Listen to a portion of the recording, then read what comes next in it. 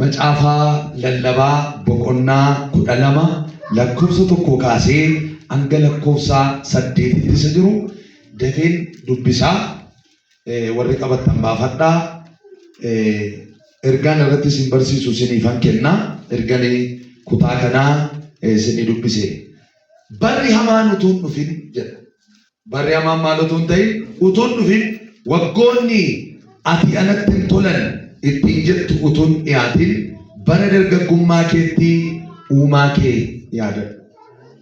Aduuni ifni jiini urjiini sutuun dukkanaa'in bokkaa booddeedhaan duumessutuun dhufin uumaa kee yaadadhu. Yeroo sanatti harki kee warri si eegaa turan millan kee warri ciccimoonis hin foollatu. Ilkaan kee waan muraasataniif nyaachuu hin dadhabu. Iji kee inni ilaalaa tures hin dimimmisaa. Yommus gurri kee lamaan dhaga'u hin dhaabu hin dadhabu. Ilkaan keetii yommuu waa nyaattus sagaleen isaa hin dhaga'amu. Namoonni yeroo simbirri wachuutti hin ka'u sagalee faarfannaa isaanii garuu sitti hin dhaga'amu. Yommus ati irraan olee adeemu karaa irratti wanta sitti buusu hin sodaattaa. Rifeensi mataa keetii akka daraaraa mataa bokkee hin ta'a. Caroon kee akka kan qorophiisaa hin dadacha'a. Kajeellaan kees hin adooda. Kana booddee iddoo boqonnaa bara baraa hin dhaqxaa.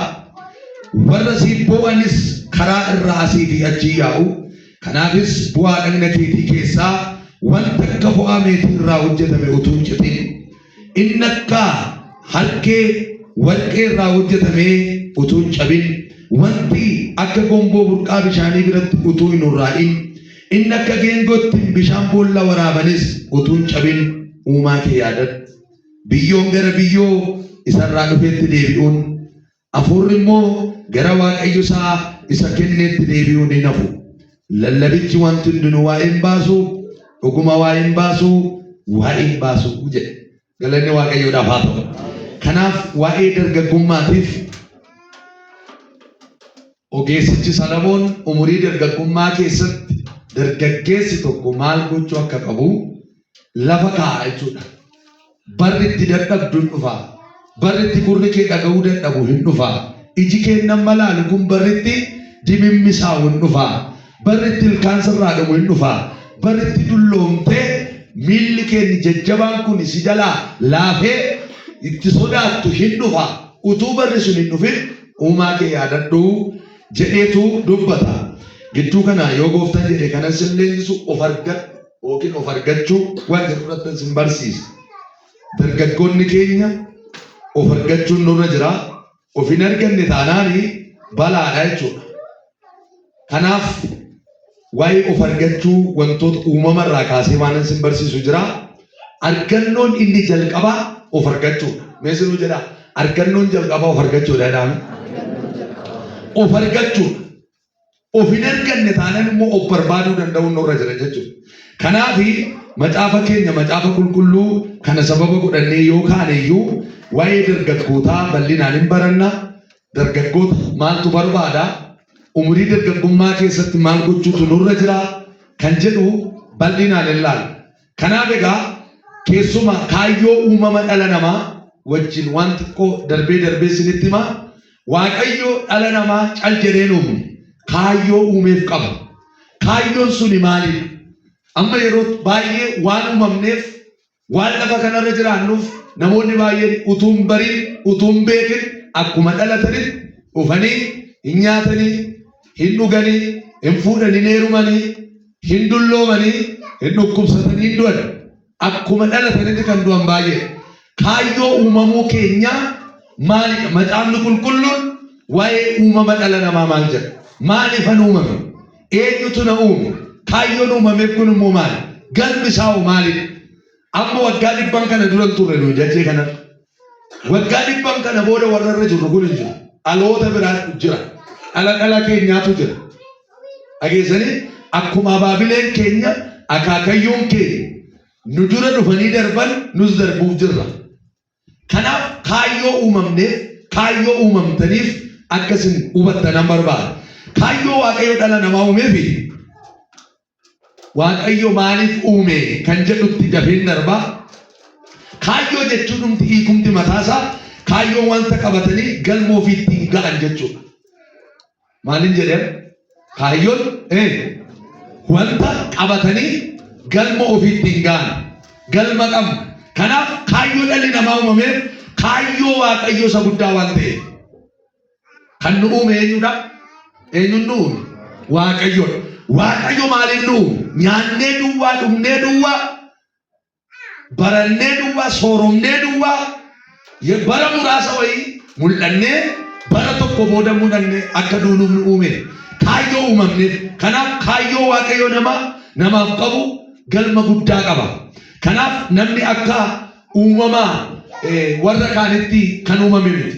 Waaqayyo seera uumamatoo sin geessee jalqabumaa kaasee waaqayyo lafaaf samii uumee jedhamti macaafni qulqulluun. Waaqayyo dhala namaa guyyaa jalqabaa maaliif uumuu dide? Guyyaa lammaffaa maaliif uumuu dide? Sadaffaa maaliif uumuu dide? Uumarra maaliif uume? Kaayyoo qaba. Jalqabatti waaqayyo bantii waaqaa kan uumeef sababa qaba. Nu hundumti keenya kaayyoo karoora waaqayyoo keessa turre. Namni tas dingata biyya lafaa kanarra dhufe jiru. Karooraan dhufne karoora sana immoo akka nu galmaan geenyu waaqayyo dachee kanatti nu erge. Kanaaf uumamarraa kan adda nu godhu waan baay'ee qabna. Keessumaa uumama waaqayyo uume baay'ee isaa olaaltan ta'i jennaan waaqayyo taasise. Namaan ta'i jennaan namni ta'e miti. Lafaan ta'i jennaan ta'e, biiftuun ta'e jennaan ta'e, jecha ta'iidhaan ta'anii jechuudha. Samiin kun jecha ta'i jedhamuun ta'an badi jennaanis hin badu jechuudha. Nama garuu ta'iidhaan utuu nu uumne akka bifaaf fakkaattiisaatti uummatee jira. Kun immoo kaayyoo uumeef qaba jechuudha. Kanaaf waaqayyo bineensa bakkee keessaa ofitti fakkeessee nu uume. Bineensi bakkee irra jiru jira, beelladi mana keessaa jiru jira. Uumama hundumaa keessaa nama qofa akka bifa fakkaattiisaatti kan uumame. Kanaaf egaa waaqayyo allaattotarraa, bineensotarraa, uumama qomoo lafarra jiraatan, qilleensarra kan balali'an, galaana keessa kan jiraatanirraa nama adda godhee uume jechuudha. Uumama uume kana waaqayyo erga uume booda nama guyyaa isa dhumaa erga uume maal godhe jedhaa? Aaboo kenneef. Maal kenneef? Uumama tokko 28 hodhattan aaboo akka irratti qabaatu namni uumama waaqayyo uume isa lafarra socho'u, isa qilleensarra balali'u, isa galaana keessa jiru kan hundumaa maal akka godhuufi akka bulchu waaqayyo dhala namaatiif aangoo laate. Bulchaa jedhe, hoogganaa jedhe. Kanaaf egaa waaqayyo gaafa dhala namaa uumu akka nuyi balluuf badiisaaf nu uume. Mee of qabadhaa, waaqayyo akkam baduuf nan uumne jedhaan. Waaqayyo dhalli namaa akka baduuf nu uume. Garuu seexanni kaayyoo isaa inni guddaan akkuma waaqayyo akka nuyi jiraannuuf nu uume, kaayyoon seexanaa immoo inni guddaan akka nuyi kaayyoo waaqayyo uumamneef sana, kaayyoo waaqayyotti nu uume sana akka nu hin jiraanne karaarraa nu jallisee akka nuyi bara baraan bannuuf jechuudha. Kanaaf egaa kaayyoon inni nu uumeef jalqabi dhala namaa hindi kamiyyuu dhalli namaa kamiyyuu kaayyoo uumameef qaba. Kaayyoon guddaan gooftaa keenyatti amannee bara baraan isa wajjin akka jiraannuuf uumamne. Ameen jedhama. Kanaaf waaqayyo nama kamiyyuu akka bifa fakkaattiisaatti uume. Gurraachas haa ta'u, adiis haa ta'u, beekaas haa ta'u, wallaalas haa ta'u. Kana jechuun dhalli namaa utuu cubbutti hin kufin dura qajeelaa akka ture, qulqulluu akka ture, jaalalaan guutuu akka ta'e waaqayyo maal godhe jechuudha. Dhala namaa hin uume jechuudha. Kanaaf egaa waaqayyo immoo ilma ofii isaatii ergee cubbuu isa nama foonii keessatti farade jedhe. Dhalli namaa erga cubbuu hojjetes waaqayyo cubbuu hojjettee eenyuun seera uumamaa keessa jira amma. Cubbuu hojjettee waaqayyo maal hin godhe jedhe. Nama hin yeroo inni qullaa foon ta'e jedhutti maal godhe? Dhiiga wayii dhangalaasee didee gogaa itti uwwise jara lamaanitti. Abbaa haraaraa, abbaa jaalalaa ta'uu isaa itti agarsiise. Haa ta'u malee sababii cubbuu hojjetaniif waaqayyo irraa gargar fagaatanii jiraachuun dhufe diinummaan namaa fi waaqa gidduutti uumamee jechuudha. Egaa namummaan keenya inni moofaa inni addaamirraa dhufe sun Iyyesuusitti amanuudhaan nurraa badduu ba'e. Kanaaf nuyi dhaloonni kakuu haaraa warri Yesuusitti amanne warri kansaa kan dhuunfaa taane maaliif akka uumamne sirriitti adda baasnee beekuu danda'u nurra jira. Waan uumamaniif namoonni dagatanii biyya lafaa kanarratti duwwaa nyaataaf duwwaa sirbituu ta'anii hattuu ta'anii ejjituu ta'anii saamtuu ta'anii ajjeestuu ta'anii dachee kanarraa dhaloonni godaanaa jiran baay'ee. Kaayyoo Waaqayyo inni guddaan nu uumeef isa waaqeffachuufidha. Waan irratti barreeffatan silaan qabdanii kaayyoo Waaqayyo na uumeef jedhames inni guddaan jedha akkan isa waaqeffachuufidha. Waaqayyo akka nu isa waaqeffannu barbaada.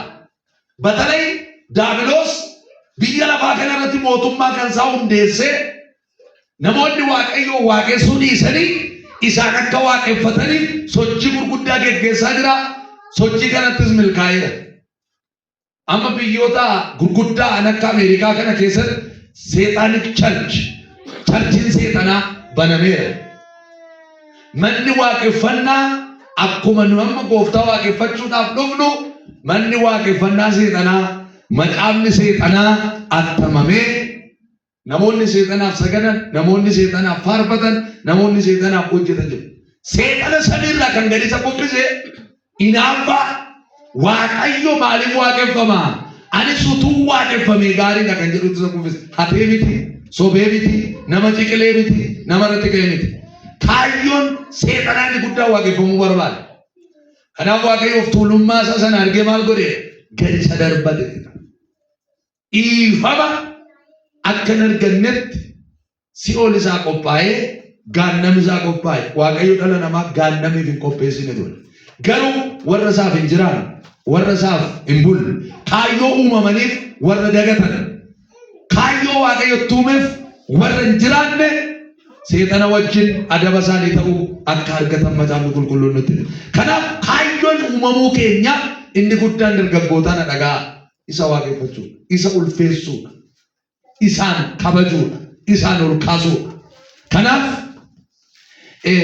namoonni biyya lafaa kanarratti kaayyoon uumameef sirbuudhaaf, nyaachuuf, dhuguuf, heerumuuf, qotachuuf inni kun jireenya keessatti wanta itti dhufnudha, wanta yeroon godhudha. Garuu kaayyoon uumamuu keenya inni guddaan buddeenuma nyaannee akka darbinuu miti. Waaqayyo dhala namaa uumee ka'ee hojii kenneef. Hojiin sun maalidha? Tottolchaa, kunuunsaa, eegaatti fayyadamaa.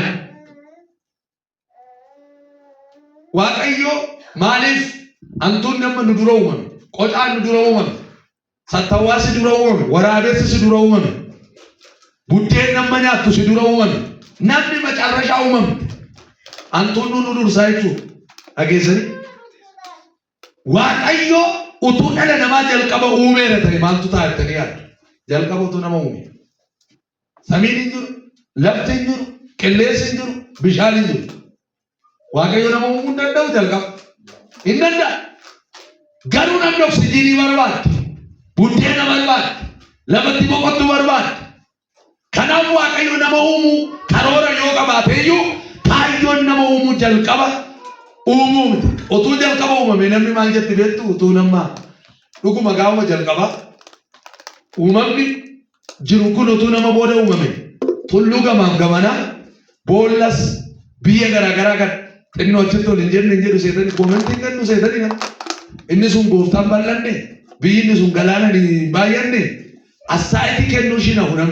Kanaaf Waaqayyo akka uumama Waaqayyo uumetti koomentii ishiin hin kennine maal godhee dhumarra ishii uume. Waaqayyo dhala namaa beelessuun barbaada, rakkisuun barbaada, boochisuun barbaada. Namoota ofii isaatii of rakkise, namoota ofii isaatii du'a ofitti fide. Kanaaf gara dargaggummaatti deemaa waan uumamaniif dhaloonni baay'een dagataniiru. Waan uumamneef, waan waldaa dhufnuuf, waan waaqessaa jiru yeroo itti daganne irra geenyeerra. Kanaaf hojii gaarii hojjechuudhaaf dachee kanarratti Waaqayyo akka nu uume macaafni keenya nutti hima. Kanaaf hojii gaarii hojjedhaa nu jedha. Hojii gaarii yoo hojjettan abbaan keessan inni waaqarraa hin jajamedha. Maatewos 5:6 maal jedha seetan? Namoonni hojii keessan isa gaarii arganii abbaa keessan isa waaqarraa ulfina akka kennaniif Ibni keessan akkuma kanatti namoota duratti haayifu jedhee jedha. Kaayyoon uumamuu keenya wanta hamaa goonee akka darbinu otoo hin taane waan gaarii hojjennee akka darbinu. Gaafa waan gaarii goonu hollaa keenya waaqa galateeffata. Obboleessa keenya waaqa galateeffata. Firatu waaqa galateeffata. Yaa Waaqayyo nama kana nuu kennite, micoo kana nuu kennite, mucaa kana nuu kennite galanni siif haa ta'u. Kanuma isa jijjiirte. Kanuma ishii jijjiirte jedhu. Kanaaf of argachuu qabnu nuyi eegu. Kanaaf dhalli namaa dhallee cubbuu dhiisaa hin jiru. Kaayyoon dachee kanarratti uumamneef cubbuu akka hojjennu utuu hin taane, cubbuu keessa akka jiraannu utuu hin taane, wanta gaarii hojjennee boru jireenya bara baraa akka dhaalluuf. Kanaaf inni guddaa waaqeffachuudha. Waaqeffachuun immoo jireenyaan hin taane taanan kan tuudha. Namni eessaa dhufee kan jedhu beektu baay'inaan barattaniittu dhalli namaa inni kun namoonni baay'ee warri filsifinnaa adda addaa barnoota adda addaa barannee waan garaagaraa haasa'u. Jaldeessa irraa uumame namni nu jaldeessa irraa uumame. Macaafni qulqulluun jaldeessa irraa dhuftanii nuun hin jedhu. Biyyoo irraa dhuftanii biyyootu hafuurratti baafame fooniif lubbuu godhatee hafuura godhatee nama ta'ee jiraatee jedha. Beektonni dachee kanarraa immoo adeemsa tirannaa keessa dhalli namaa maal ta'e jedha. Jaldeessa irraa gara namaatti dhufe nuyi jaldeessa miti. Akka bifaaf fakkaatti Waaqayyootti micoyyoo uumamte mucaa uumamee dhala. Uumama harka isaati. Namni bu'aa hojii harka Waaqayyoo akka ta'e macaafni qulqulluun nutti keessumaa si'a 17 ol macaafa qulqulluu keessatti nuyi hojii harka isaa akka ta'an Waaqayyo harka isaatiin akka nu hojjetu. Namatti dadhabee harka isaa uume. Kanaaf Waaqayyo nama jaallata. Warra kaan sagaleetti gargaarame nama gaafa uumu garuu harka isaatti gargaarame. Hojii harka isaatiin harka isaan nu tolche. Ija kana, funyaan kana, afaan ittiin haasofu, qaama akkas bareedee dhaabatu kana qaama keessan kan uume harka isaatii jechuudha. Kanaaf uumama Waaqayyo uume keessaa namni akka bifaaf fakkaatti Waaqayyootti uumame nama qofa. Kanaaf maaliif akka uumamne dagachuun nurra jiru. Kaayyoo uumamneef dagachuun nurra jiru. Dafee dafeen deemu of argachuu qabna. Eenyuun nu uume? Eenyu si uume? Nuuf qabadhaana Waaqayyotu na uumeedha. Jalqaba keenya hin beeknu taanaan xumura keenya hin beeknu. Ka'umsa keenya hin beeknu taanaan galma keenya hin beeknu. Kanaaf kaayyoo uumamneef, kaayyoo jiraannuuf, kaayyoo waaqeffannuuf, kaayyoo tajaajilluuf, kaayyoo hojii Waaqayyoo hojjennuuf hin beeknu taanaan galma keenyas hin beeknu jechuudha. Kanaaf maaliif guyyaa guyyaan dhuftanii si waaqeffattu? Kaayyoo isaa maaliif? Kanaaf barri keessa jirru bara ulfaataa waan ta'eef namni maaliif uumame? Eenyutu isa uume? Kan jedhu bal'inaan kana duras beektuu sinuma yaadachiisuun malee. Kanaaf isaan kanarra nan daddarbaa waa'ee amala Waaqayyoo maaliif waa'ee namaa qo'achuun barbaachise? Waa'ee mataa keenyaa qo'achuun barbaachise. Wantoota baay'eedhaaf barbaachisa. Egaa waan irratti barreeffattan hin qabdan malee isinitti himaa garuu na dhagaa. Namni eenyu akka ture maal akka ta'ee fi maal akka ta'u hubachuuf nu hubachiisuudhaaf. Namni eenyu akka ta'e maal akka ta'e maal akka ta'uuf jiru immoo beekuudhaaf waa'ee keenya isa kana hubachuun nu barbaachisa. Waan sadii akkasiin qabattan nan barbaada. Eessan ture? Eessan jira? Eessan dhaqa? Mee akkas jedhaa? Eessan ture jedhaa? Eessan jira? Eessan dhaqa? Kana sadan beekna taanaan galma keenya sirriitti bareechinee beekna. Eessa turtamne waggaa 100 kana dura? Tarii namni waggaa 50 olii as keessa tokko lama jiraachuu danda'a. Utuun dhalatiin utuu abbaa fi kee walitti nu hin dura eessa turtan? Beektu? Amanaan hin beekamu. Eessa jirra ammoo? Ishee kanallee beektu. Eessa jiru? Amma chatti waldaa Gannat keessa jira jechuu dandeessa. Har'a biyya lafarra borummoo biyya lafarra waggaa wayii booda hin darbine. Wanti kun sadan nuuf hin himne taanaan kiristaanummaa keenya keessatti baay'ee rakkanna. Namoonni baay'een waan waaqayyo hin jaallanne kan godhaniif wantoonni kun hin himneef. Eessan ture? Eessan jira? Eessan dhaqa? Kanaaf ani eenyu? Waa'ee kitaaba eenyummaa ofii beekuu jedhu san barreesse keessatti waan ani ibsee qabaa namoonni dubbistan argachuu dandeessu. Madda dhala namaa beekuun kan barbaachisuuf of beekuudhaaf nu barbaachisa. Yoo madda keenya beekne ofii keenya beekna. Yoo uumaa keenya beekne haala keenya beekna, hojii keenya beekna, galgala keenya beekna. Waaqa nu uume hin beeknu taanaan of hin beeknu. Kanaaf namni bara kana waa'ee namaa beeka, waa'ee isaan beeku. Bara kana namni maal wallaale ottan ofii isaa wallaale. Namni baay'ee waa'ee namaa, waa'ee biyyaa, waa'ee hiriyaa, waa'ee ollaa harka isaa jira. Waa'ee isaa garuu hin beeku. Kanaaf of argachuu danda'uun nurra jira. Of hin arganne taanaan of barbaada. Nama sindinaatti garagaraati of argadhu jedhaani. Ati eenyudha jedhaani. Of argachuun nurra jira. Of hin arganne immoo taanaan of barbaadu. Eessa keessa of barbaadu? Biyya lafaa keessa miti, wangeela keessa. Wangeela keessatti ani maalan fakkaata? Sagalee Waaqayyoo keessatti ani maalidha? Waa'ee koof Waaqayyo maal jedhe? Maal dubbate? Kan jedhu sana beekuu danda'uun nurra jira. Kanaaf namni waa'ee isaa beekuun kan barbaachisuuf inni itti aanu karaa jireenyaa sirrii irra jiraachuu fi dhabuu isaa adda baafachuudhaaf. Namni gaafa eenyummaa isaa baru karaa jireenyaa irra jira moo karaa du'aa irra jira? Namoonni tokko tokko caljedhanii deemu karaa irra jiran hin beekan. Namni eenyummaa isaa beeku garuu karaa irra jiru sana sirriitti bareechee beeka. Karaan lama jira, sadi jiru karaan. Tokko karaa eessatti geessudha? Jireenyatti geessu.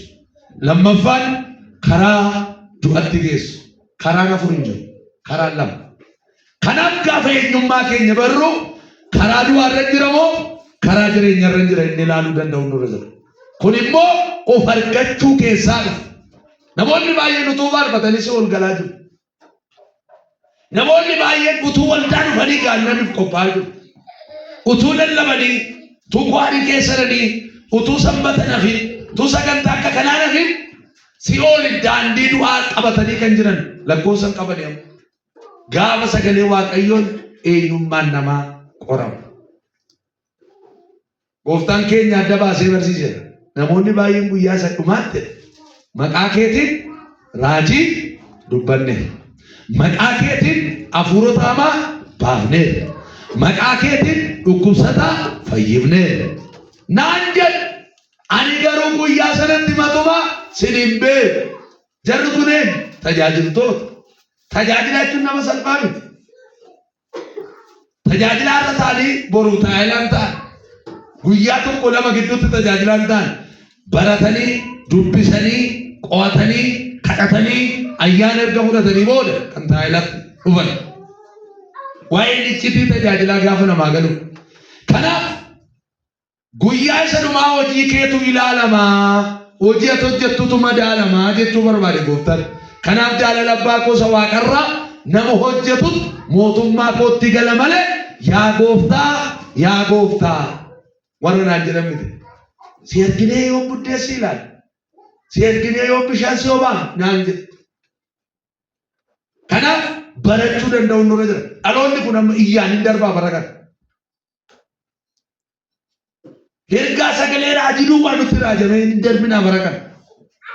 Eenyummaa keenya hin beeknu taanaan, of hin arganne taanaan, lafarra jiru haalarra keessa jiru hin beeknu taanaan dhuguma sinitti bara hamaa kana raafuu hin dandeenye. Kanaaf leenjii kana sirriitti fudhadhaa daraa keessatti. Kanaaf eenyummaa keenya sirriitti beekuu danda'uun nurra jira. Inni ittaan of beekuun kan nu barbaachisu Waaqayyo wajjin hariiroo godhachuu kan barbaadu namadha waan ta'eef Waaqayyo wajjin hariiroo godhachuu nu barbaachisa. Waaqayyo wajjin waliin gallu taanaan biyya lafaa kanarratti nageenyi keenya guutuu ta'ee mirkanaa'ee dachee kanarraa hin darbu. Kanaaf wangeela saba isaatti lallabuudhaaf Waaqayyo akka dachee kanarra nu kaa'ee nu fide beekuu danda'u nurra jira. Waa'ee namaa qo'achuudhaaf Waaqayyo nama kan fideef nyaatee, dhugee, fuudhee, heerumee, Ameerikaa jiraatee Chaayinaa dhaqee biyya lafa hundumaa naanna'ee beekamtii qabaatee fakkeenyaaf akka taphattoota kubbaa miilaa akka mootota biyya lafaa sirriitti beekamtii adda argattanii akka sooressa addunyaa kanaa Biil Geetiitti addunyaa kanarratti beekamtanii si'ool akka galtan hin barbaadu waaqa. Namni biyya lafaa hundumaa buufate lubbuu isaa yoo dhabe maal waa'ee isaa baasan? Meef itti yaada faarfattanii lallabdanii waldaa dhaqxanii dinqii isiniin ta'ee addunyaan harka walitti isinii deebee biyyi isin dachee kanarraan ejjenne dhabamee biyya hunda xiyyaaraan deemtanii baaburaan deemtanii bidiruun deemtanii namni hunduu isin jajee galmee jireenya bara bararra jirtan taanan kantu kiristinnaan kantu lallabni keenya kantu waldaan dhufuun keenya kantuudha jechuudha. Kanaaf waan uumameef jiraadhee darbuun narra jira. Waan uumamneef utuun jiraatiin namoonni darban baay'ee. Yoo waan uumamneef utuun darbin kaayyoo uumamneef utuun hojjetin darbin nu gaafata. Kanaafan si ergee ati garuu kaayyoon si uumeef dhiistee waan biraaf jiraata. Kanaaf kaayyoo uumamuu keenyaa hindi dhumaa sinitti immoo akka nuyi isa lallabnu. Akka nu waa'ee dinqii isaa gochaa isaa dhaloota biraatti himnu kan nu filateefis kana hojii isaa isa dinqisiisa warra waaqayyoon hin beeknetti akka labsinuuf waaqayyoon nu fide dachee kanarratti. Eenyummaa keenya baruun nurra jira. Kanaaf dhalli namaa waan sadarkaa keessa darbu qabu. Tokko sadarkaa ijoollummaa. Dhalli namaa akkuma dhalateen dargaggeessa ta'e kan dhalate Addaam qofa. Ishees gaafamu dargaggeessuma geessuu mana bulfachuu dandeessu godheewu. Isaan booda garuu sanyii dhala namaa ulfaa'urraa jalqabee ijoolleen Addaam dhalatanii warra dhiiraa maqaadhaa Addaamiif Hewaan. Kanaaf wanti dhalli namaa keessa darbuu qabu inni jalqaban ijoollummaa. Ijoollummaa argitaniittu gaggummaadha. Dulluma. Dhalli namaa waan kana sadan keessa darba. Ijoollummaa, dargaggummaa, dulluma. Amma ijoollummaa fixaa jirtu. Fixaniitu. Namni ijoolleen as keessa jiru kun xixiqqoo amma gidduu kana fiigdu malee.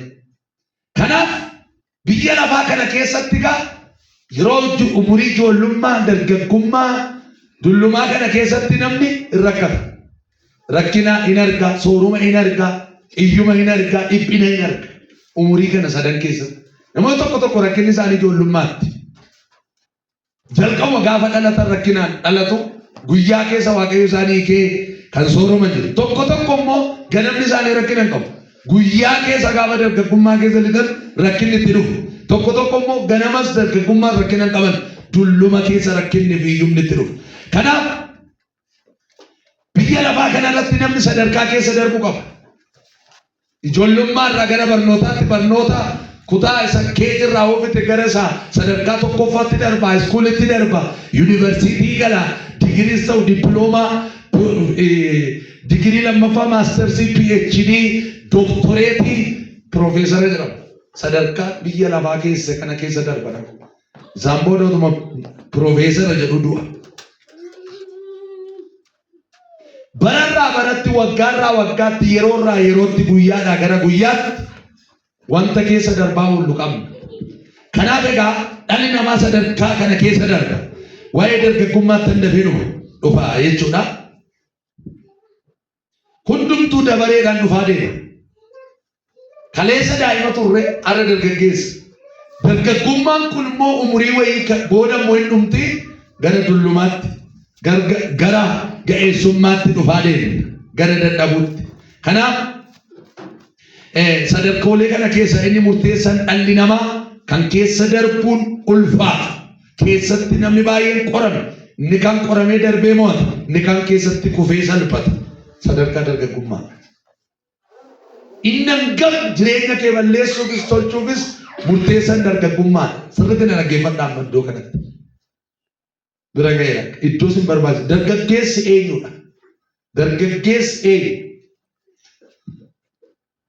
Sanaan barreeffattu gaa qabadhaa sammuudhumatti. Dargaggoon eenyudha?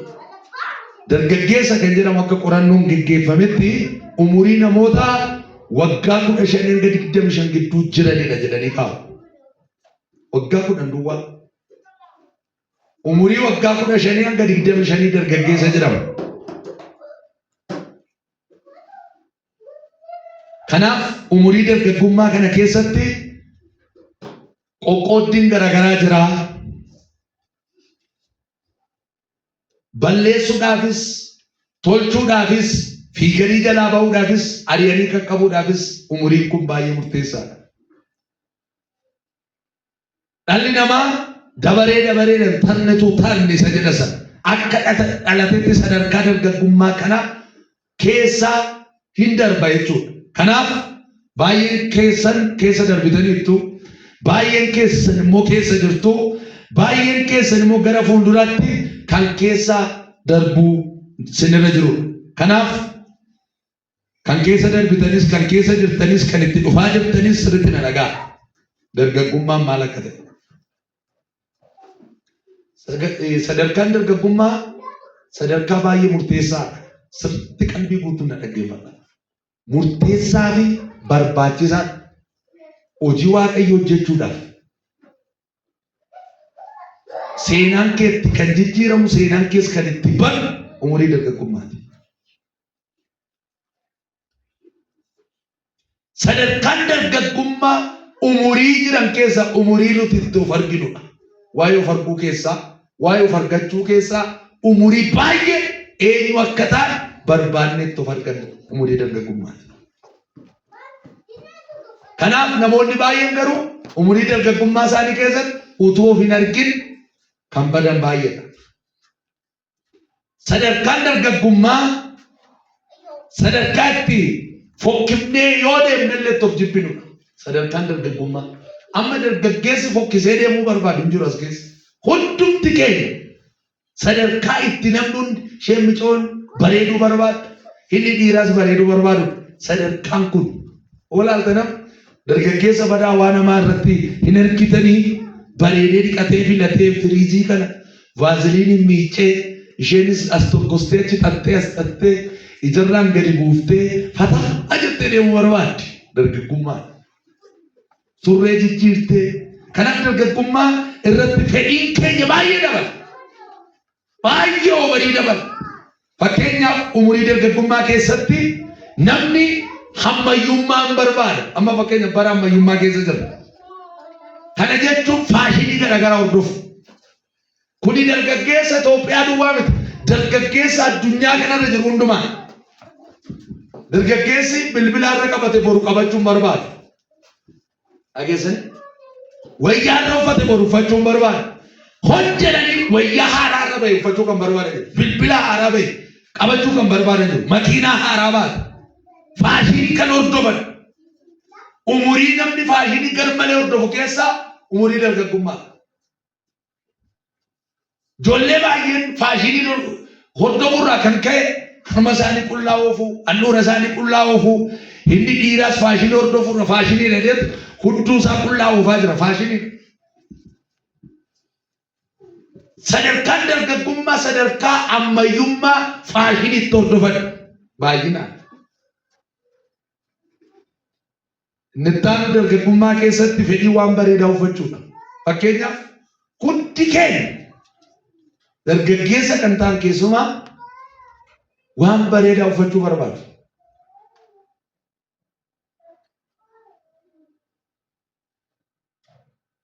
Fedhiin dargaggummaa waan bareedaa uffachuu biratti waan bareedaa nyaachuu barbaadu. Waan maaliin jedhee? Waan bareedaa. Yerootti waan baay'ee hawwani. Faashinii hawwu. Uffata miidhagaa uffachuu hawwu. Amma namoonni baay'een dargaggummaa isaanii keessatti amma fuuluma isaanii illee kan jijjiiran. Ani sirrii miti jedhanii kosmootiksii adda addaa dibanii dibata garaagaraa. Amma namoonni baay'een immoo dargaggummaa isaanii keessatti ani dhiira ta'uun narra hin turre jedhanii dubaratti kan of jijjiiran. Doolaara Ameerikaa biiliyeena kan lakkaawwamu. Ishee dubartiin immoo ani dhiira ta'uun qaba ture dubartii ta'uun narra hin turre jedhanii gara dhiiratti kan of jijjiiran sa'aatii dargaggummaa. Uumama isaaniillee jibbanii bareedduun akka keenya addunyaa kanarra jiru garuu yeroo baay'ee qajjiisa keenya irratti qajjiisa bira bifa keenya irratti bifa bira miidhagina waan nuu kenne irratti miidhagina bira ati sirrii mitii jechaa ni jirra jechuudha. Dhagna keenya iddoo 10-15 urree miidhagummaan hin dhufu. Isuma waan nuu kenne garuu kunuunfachuun hiikuun bareechuun qabuun nurra jira malee irratti dabalachuun akka nurra hin jirre macaafni nutti hima. Kanaaf dargaggummaa keessatti namoonni baay'een fedhii isaanii daangaa qabu. Dhiira ta'uu isaanii kan jibban jiru. Dubara ta'uu isaanii kan jibban jiru. Dhiirri dubara ta'e baay'eedhaaf. Na dhugaartu. Dhiirri maal ta'e jedhe? Dhiirri dubara ta'e garan qabu. Sirriitti dhaggeeffadhaa. Kanaaf biyyoota alaa keessa iyyuu hin eegina biyya keenya keessatti baay'atee jira. Hafuura dhiira fuusisu. Hafuura dubartiin takka heerumtu godhu baay'ateera. Kuni gaafa fedhii dargaggummaa keessatti fedhii wal quunnamtii saalaa olaanan yerootti namatti dhufudha. Waan barbaadan nyaachuu, fedhii qabeenya guddaa qabaachuu. Amma namoonni dargaggummaa keessatti qabeenya guddaa qabaachuun barbaadu. Kanaaf jedhanii illuminaantiidhaaf dhaqanii miseensa ta'u. Waa buraayyuu keessa mootoo dhaqxanii waldaa keessa yeroo miseensa seexanaa guutanii kan jiran jiru. Sirriitti na dhagaa adaraa. Faarfattoota illuminaantii wajjin kan sochii socho'an jiru. Waldaa hin hafanii seexanaaf immoo muka guutaniiru. Ashaaraa kennaniiru. Dhiiga isaanii kennaniiru. Maaliif oottan? Sooromuun barbaada. Asii abbaati ani sooromuun barbaada. Fedhiitti namni sooromuudhaaf baay'ee fedhiin isaa guddaa ta'u umuriin dargaggummaa. Amma as keessa namni sooromuun barbaanneera. Kanaaf namni sooromuudhaaf dargaggeettiin tokko sooromuudhaaf waan hin barbaachifne keessa dhattee galti. Dargaggeessi tokko sooromuudhaaf waan isa barbaachifne keessa dhaqee gala. Waan isa ajjeesu keessa. Mucaatu ijoollee makiinaan bitadhee deeme tuman makiinaan bitatti nan deebi'ee galee 600 hojjetadheera garuu. 600 hojjetate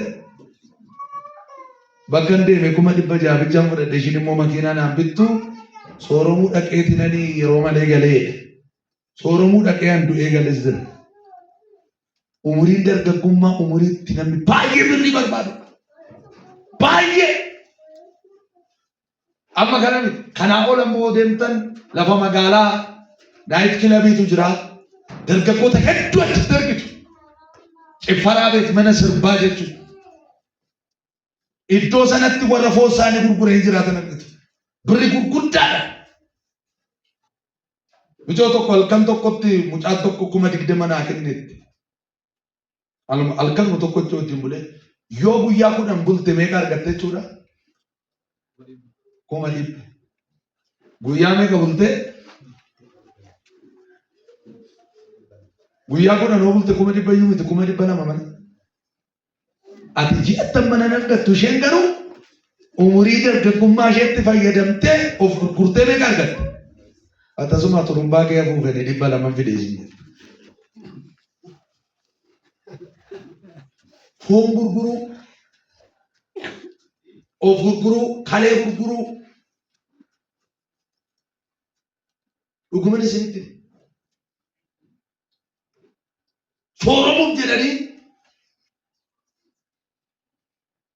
ajjeesaa kan ta'an sooromee darbuun barbaada. Makiinaa gaarii qabachuun barbaada. Wayyaa gaarii uffachuun barbaada. Faashina bahee hundumaa argee dafee uffachuun barbaada jedhanii dhaloonni baay'een amanticha irraa kan badaniif inni guddaan isa kana. Fedhiin dargaggummaa gaa nu balleessuu irrattis, nu ijaaruu irratti, nu guddisuu irrattis yeroo murteessaadha. Umuriin dargaggummaa inni itti aanu yeroo itti miirri keenya itti baay'atu. Dhagaa ishee kana. Gaabbootiin jirtu warri fuutan warri heerumtan jirtu. Isinis keessa darbitanii giddeella. Umurii ibiddaati. Ibiddi immoo yoo hin qabamne biyya balleessa. Dhageessanii? Miirri ibidda dargaggummaa keessatti. An biyya maraachaa macheessaa jiru miira.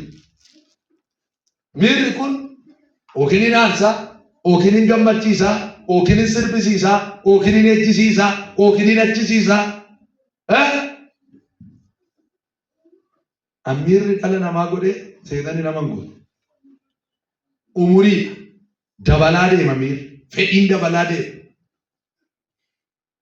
Ijaan hawwuun gurraan dhaga'anii waa kajeeluun miira waan ta'eef dabalaa deema dargaggummaa keessatti. Fedhiin dargaggoota baay'ee ol ka'aa deema. Waaqayyo isin gargaaree isin miira keessan sagalee waaqayyootiin kadhannaadhaan of keessatti hammatee warri eegaa jirtan jabaadha. Garuu namoonni utuma mana waaqayyoo jiranii miirri isaanii ooveriitti ta'e utuma faarfatanii waldaa keessaa badanii jala faa galanii itti galanii fudhatanii galanii miira sirbatti badanii ejjatti badanii goodatti badanii miirri hin darba. Dhageessanii namni miira gammaduu qaba, miira gadduus qaba. Cubbuun gaafa jalqaba hojjetan hin gammadu, nama gammachiifti hin mi'oofti. Erga hojjettee booda garuu hin hadhoofti. Namni ishii mi'ooftu sana malee ishee hadhooftu hin argu. Nama si cinaatti garagalaati cubbuun of si dhandhamsiifnan jedhaani. Of si fiqqisiisaaf eeggadhoodhaani.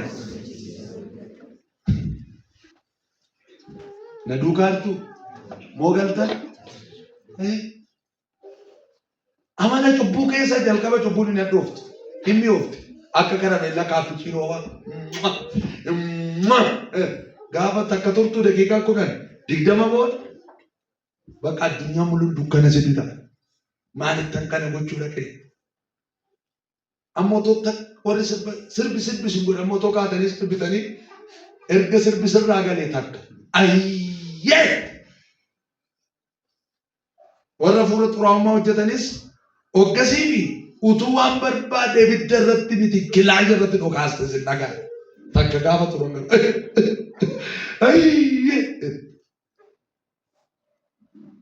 Dubartoonni keenya gaafa jalqabaa miirri akkas isaan godhu minni ittiin dhaga'amu gaafa mucaan garatti hafu godhu ayi carraa koobitti. Utuun heerumi dhiphina hamaa keessa galu. Kanaaf umurii miira keenya seeraan hin to'anne taanaan allayyaa nu gata. Dargaggootaa miirri ammami ol ka'eyyuu of qaba. Miirri si aarsuu sitti dhufe of qaba. Sanan ta'uu taanaan dargaggummaan kee kisaaraa sitti fida jechuudha. Umuriin dargaggummaa yeroo akka waan ati duwwaan jirtu sitti fakkaatu dachee kanarratti. Umurii dargaggummaa keessatti bareedduun suma, cimaanis suma, beekaan suma, gooti suma, kan danda'u suma akkasitti mucaatti dhaga'ama. Bareedduunis isuma, goonnis isuma, dhiirris isuma. Kanaaf yeroo itti ati duwwaan akka waan jirtuu sitti dhaga'amu. Bakka barbaadde ooltaa, bakka barbaadde bultaa, jaarsaaf jaartinoo sitti dubbatan mangaagaa iyyuwanii dhooftaa sumatu jira bakka. Uumaa sodaattu, nama sodaattu, umurii akkasii jiru. Yeroo itti akka nuyi gammannu fedhiin gammaduu keenya dabaludha. Umuriin dargaggummaa wantoota jireenya keenyaaf gammachiisan karaa garaa garaa yeroo itti barbaannudha. Keessumaa wantoota nu gammachiisan sa'aatii dargaggummaa keessatti nama ciisuun argitan hunduu gammaduu barbaada. Inni kaan qotee gammadu, nagadee gammadu, baratee gammadu, inni kaan ala bulee gammadu, sirbee gammadu, dhugee gammadu barbaada bakka. Gammadeedha macaafnis garuu gammachuun keenya umurii dargaggummaatti gammachuu isa dhugaatirraa dhufuudha. Gammachuu uumaa keenya yaadannee uumaa keenyarraa gammachuu argannudha. Kanaaf gooftaatti gammadee nyaatatti hin jedhu, dhugaatitti hin jedhu, barnoota keetti iyyuu hin jedhu, gooftaatti gammadee. Kanaaf umurii dargaggummaa umurii foon ofii akka gammadu, keessi ofii akka gammadu namni hunduu barbaadu. Kanaaf gammaduun barbaadattanii wanta barabaraan keessatti gaddaa jiraattan akka hin hojjenne gooftaan akka gammaddan uumaa keessa yaadattanii yeroo hundumaa gooftaa wajjin akka deemtan yeroo hundumaa gammadaadha. Tasalonqee sadura 5:16 irratti Filiiphoos 4:4 irrattis immoo gooftatti yeroo hundumaa gammadaadha. Digiriitti miti birriitti miti inni gammachuu yeroo muraasaati. Gaafa heerumtan guyyaa 2-3 biyyi hilil fuudhee kaa heerumtee kaa sirri jedha. Isaan booda hin galaa edaa kanuma innuma ba'a.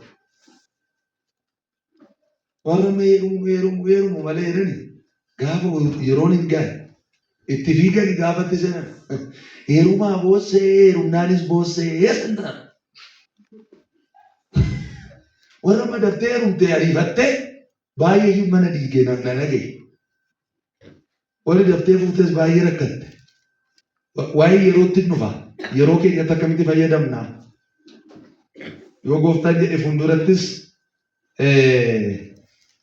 ilaallaa galanni gooftaaf haa ta'u. Na dhugaartu moo galtan? Kanaaf dargaggummaan yerootti fedhii itti gammaduu barbaannu baay'een gara keenya dhufudha. Kanaaf kan itti gammaduu nurra jiru maaliif? Wanti tokko isinitti hima.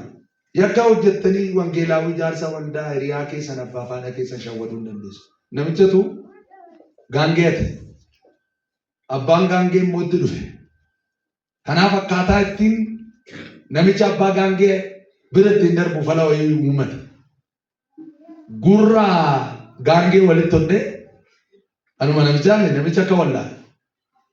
Gaafa bira ga'u kunan kiyyaa gurri isheen akkanaati tarsaa itti fakkeessee hodhe. Itti kolfee bira darbe. Otumaan isaa ta'u wallaalchisee bira darbe. Namicha teessuun fudhateetu magalee. Nama wallaalchifnee hiriyaa wallaalchifnee darbuu dandeenya. Garuu gammachuu guutuu argachuu hin dandeenya.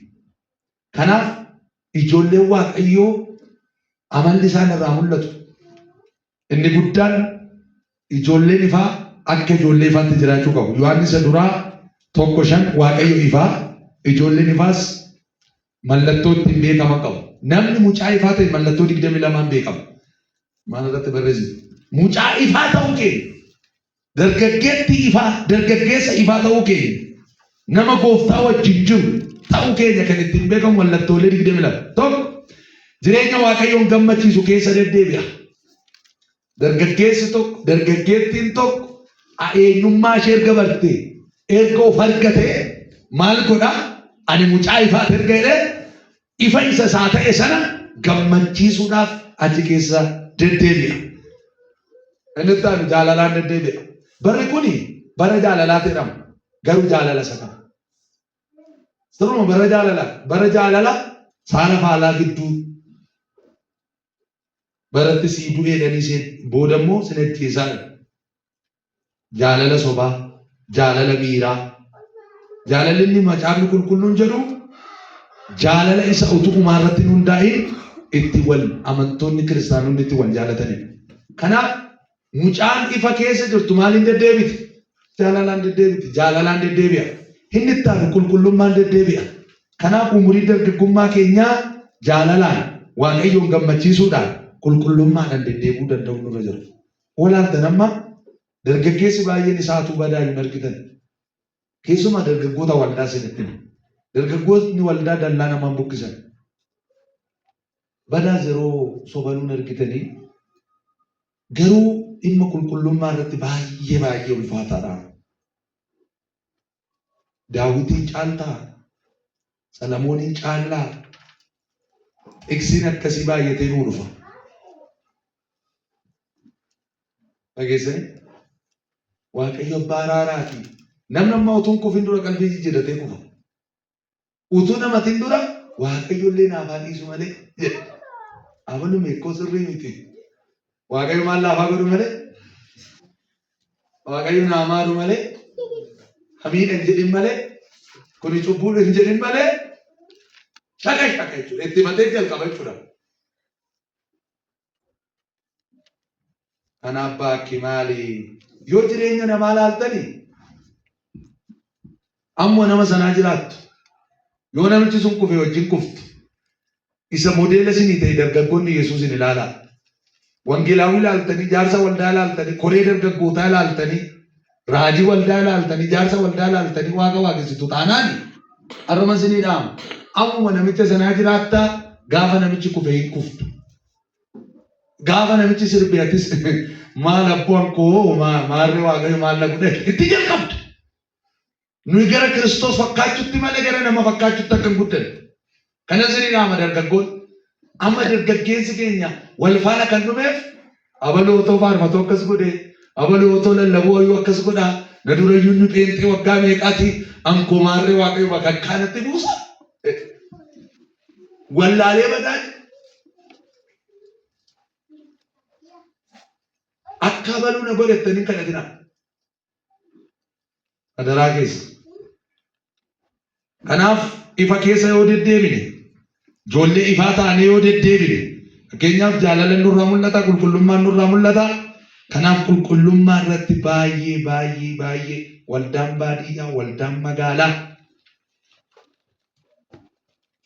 kufaatii hamaa keessatti gama dargaggootaati. Hunda immoo miti. Jiru akka Yoosef qulqullummaa isaanii eeggatanii. Dhuguma isinitti kiristaanonni qulqullummaa keenya eeggannu taanaan eenyutu eeggata? Qulqullummaan gammachuu isaa guddaadha. Qulqullummaan gaafa gaa'ela ijaarrattan, qulqullummaan gaafa hojjettan, qulqullummaan gaafa deddeebitan waaqayyo isiniif amanamee isiniif hojjeta. Yoo qulqullummaa keessan gataa deemtan garuu waaqayyo kanaatti si qaba. Hin darbitu bakka. Kanaaf qulqullummaa irratti baay'ee xiyyeeffadha. Wanta waldaa kiristaanaa keessaa bade inni guddaan qulqullummaa.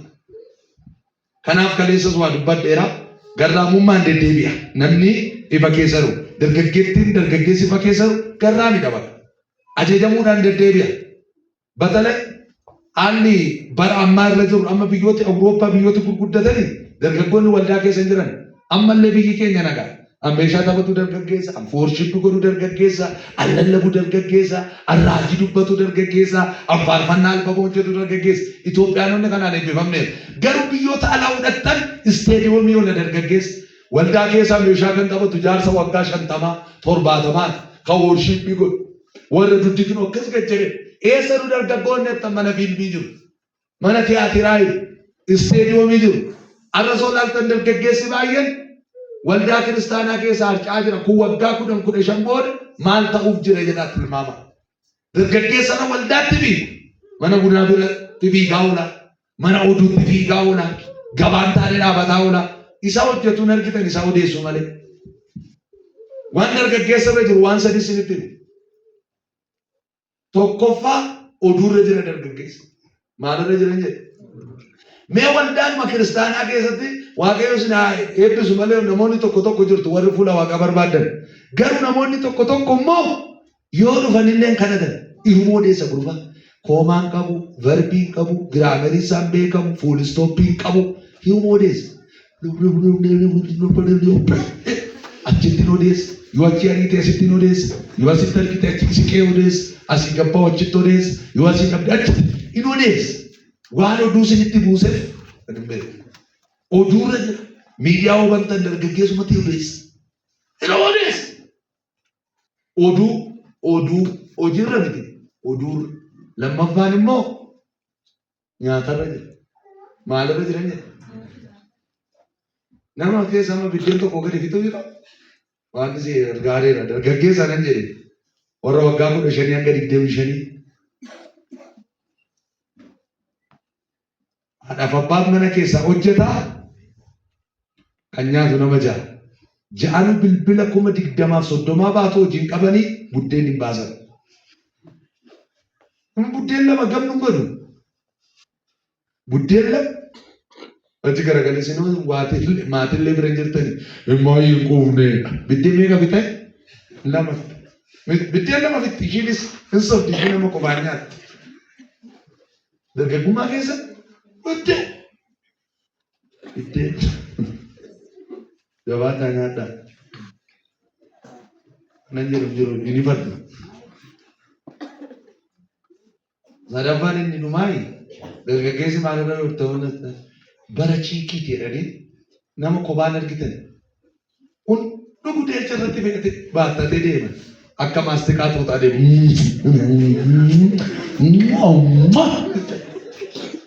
Inillee goota bakka. Dargaggooti baay'ee. Yoosefin nammaa kootii ittiin baafatu kootii jala kaawwata. Karameellaa ko chookoleettii koo ambassaa koo. Mucaatu halkan oofame joo. Namni akka isa duwwa jiru quban qabu akkasatti ol kaafte bisa. Biiftuu kana eenyutu uume jetti. Addiisa kana eenyutu uume. Waaqa hojii kana waaqa. Inni dogoggorte si tuumeette. Si tuume. Argitanii ol kaafti. Waaqa innaan lakki waaqa miti si tuume gooftaa koo inni geetaa jetti. Keessaa amma sadii afuriin kan taa'u nabamu. Maalitti goota? Dhugumana isinitti himamu. Tokko silkii dubaraa kudhan baata kudhanitu lamu. Ishii kanaanis sin fuudhadhaa bara irratti fixaa. Sin fuudha foon haadha koo fedhaanii. Gommaa makiinaa jedhaanii. Inni tokko immoo zayitii danfisee nattaana koo si dhiisedhaanii. Inni tokko immoo xiyitii baraarii nattaana koo si dhiisedhaanii. Kurnan isaanii akkasiin jedhu waaqayyo namicha akkasii jedhu. Fara'oon saba koo gadhiisisiin jedhasi.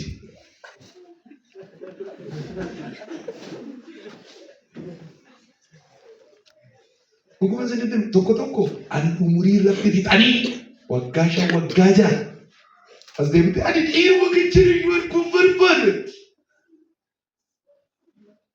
Waa'ee barumsa gaa'ilaa barattanii warri turtan namni waaqayyoo isaan haa eebbisuus hin barsiiseera. Kanaaf isheen dubaraas kanas qabdee sanas qabdee kanas hin qabde. Intala tokko turte hin baratti. Barataa sin jaallattee, hojjetaa sin jaallattee, naggaadee sin jaallatte. Sodaa isaanii waliin beekan. Kanaanis itti heerumaa jettee, sanaanis itti heerumaa jettee, sana baalaansii gootee.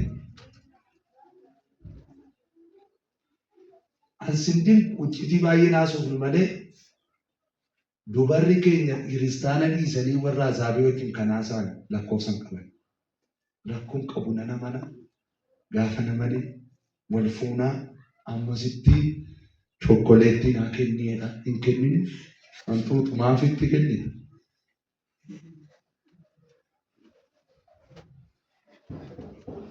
Kan obboleessi gaarrasitti ni mutaanan naalaa badde. Kanaaf walaammatee yaa nama kophaa deemuun argite nama. Baay'ee isaanii.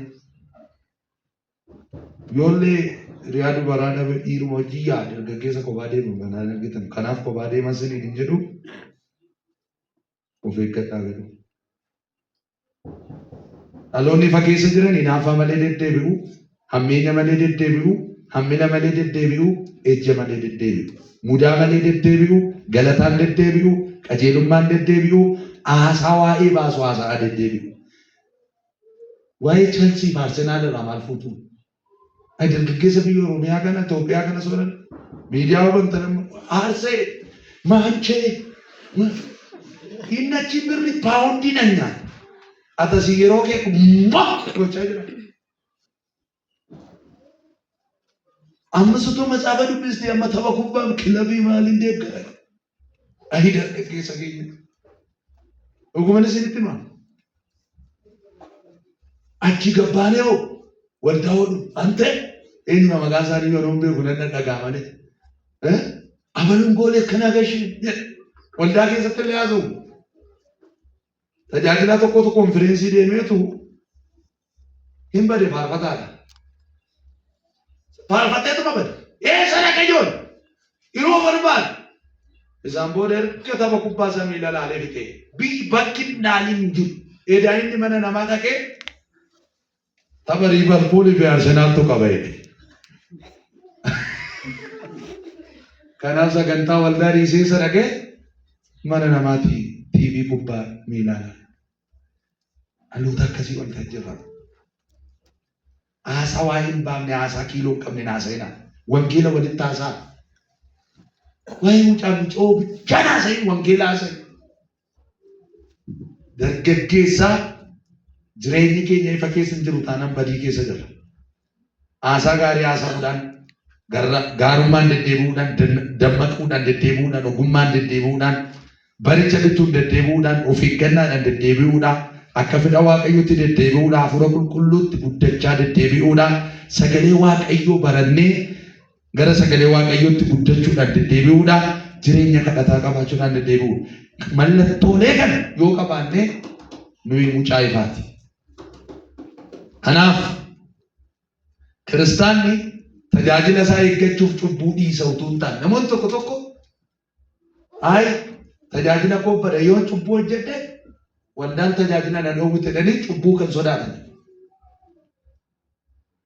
Cubbuu kan dhiifnuufi tajaajila keenya eeggachuu duwwaaf osoo hin taane eenyummaan keenya isa gararraa waan ta'eef. Cubbuu gararraa jiraannu malee cubbuun nu gararraa kan jiraatu miti. Nu warri amanne hundumti keenya namni tokko tokko silaan tajaajilu cubbuun naa eeyyamamaa jedha. Eeyutu jedhe.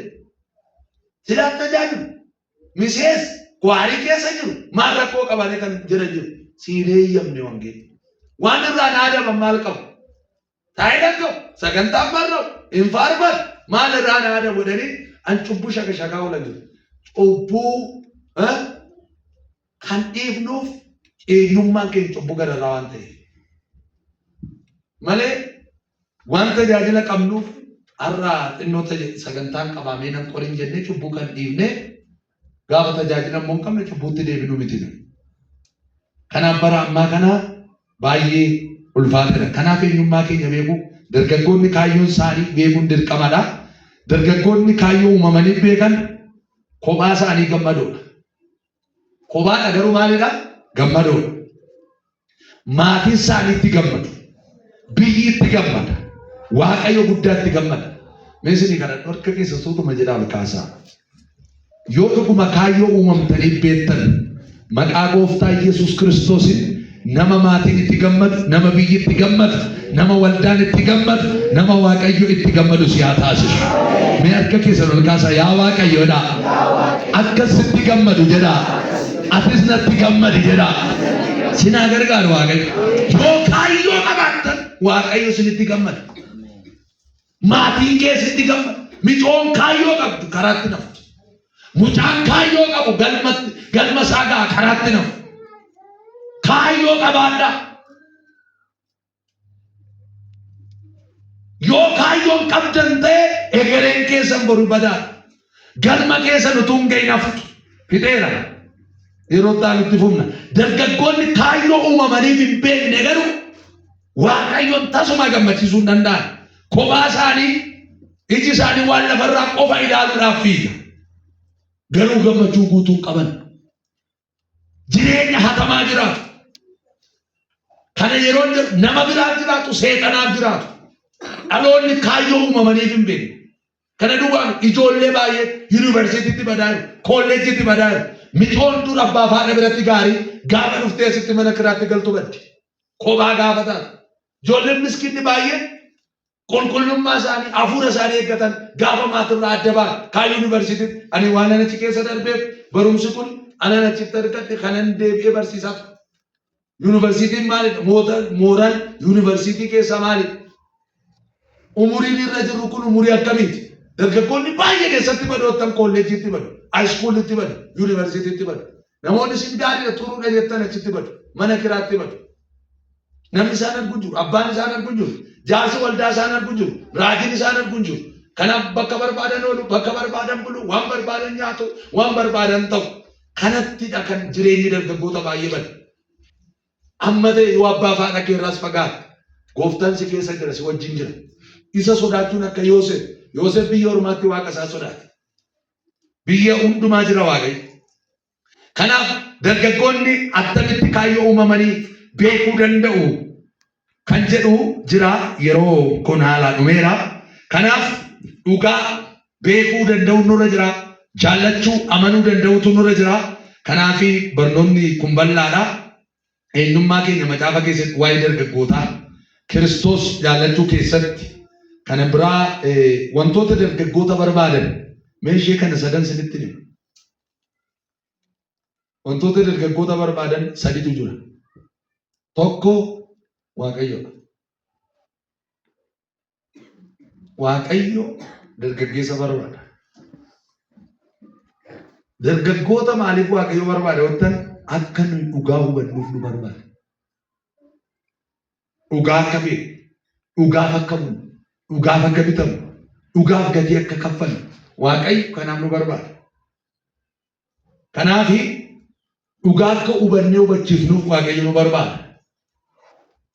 Har'a umurii kanatti Waaqayyo otoo dhugaa sitti himuu barbaadu yoo didde boru namni dhugaa dhufee sitti himuu dhabama. Utuu dhugaa namatti himuudhaaf Waaqayyo si barbaadu yoo didde boru dukkana namitti keessatti gadi kufta. Kanaaf utuu umuriin kee gaarii irra jiru uumaa kee yaadadhu. Of argadhu eessa jirra? Waaqayyoof yeroo keenya, humna keenya, jireenya keenya kennaafii jirra. Kanaaf waa'ee barnootaan kan wal qabatu barnoonni isaa bal'aa jira. Barnoota keenyaaf amantii akkam goone wal buqqeewu. Teekinooloojii, intarneetii, waan dhaloota fixaa jiru, waan karoora kaayyoo dhalootaa gufachiisaa jiru. Ani akka sooshaal miidiyaa, feesbuukii, tiiktookii, teekinooloojii kana dargaggoonni teekinooloojii wajjin akkamitti wal beekuu qabu, teekinooloojii akkamitti itti fayyadamuu qabu.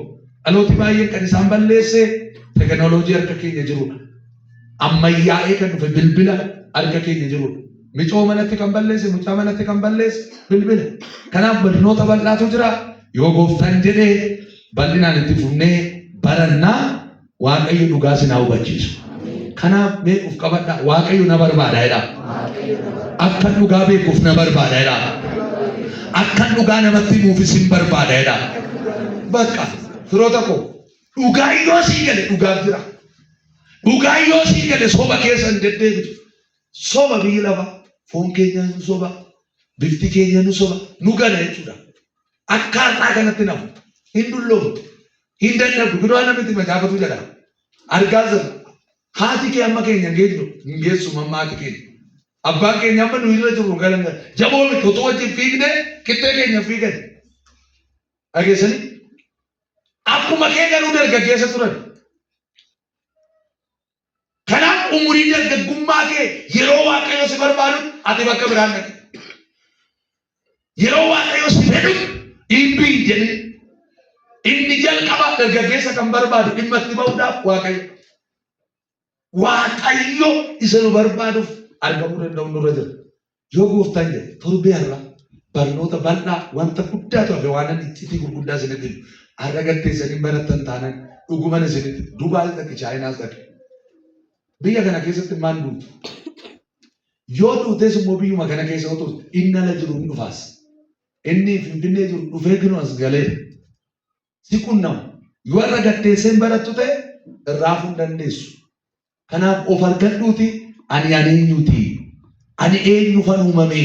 Maaliifan uumame? Hojiin akkanan hojjedhee darbuuf Waaqayyo natti kenna. Saatii dargaggummaa irra jiru kana keessatti akka ni gaabbineef maal hojjechuun irra jira? Ay utunduu faarfadhee jiraadhe. Ay utunduu lallabee jiraadhe. Ay yeroo natti masan akka hin jenne har'a lafa jirtanii akka kaatan nan barbaada. Dhuguma isinitti hima. Abbootiin dargaggummaa keessa darbitan akka kaatan nan barbaada. Yeroo ati itti hojjettu uumaa kee yaadattu Waaqayyo sii qaba. Dargaggummaa keessatti isa yaadattee jechuun isaaf hojjetta, isaaf diigda, isaaf faarfatta. Kanaaf dargaggummaan kee iddoo hin taanetti akka si jalaan dhufu, mana isaa keessatti akka si ala sii dhufu, achi keessatti akka xumurattu. Yeroon itti faarfattu amma, yeroon itti lallabdu amma, yeroon itti hojii Waaqaatiif fiigdu, yeroon itti of jijjiirtu amma. Sammuu kee biizineesii shaakalsiisuun, wangeela dubbisuun, tajaajilatti guddachuun, madda galiitti argachuun amma. Har'a bu'uura kee hin beektu taanaan borii kee hin beektu. Kanaaf har'a sirriitti dammaqii kan ofirratti hojjedhu sanan ta'u taanaan ala keetiif waan biraa dabarsita. Hirumuun kee nafu, fuudhuun kee nafu, umurii dargaggummaa kee garuu iddoo hin taanetti fixa taanaan gooftaan si gaafata. Waaqayyo isa dhageenya nuuf haa eebbisu.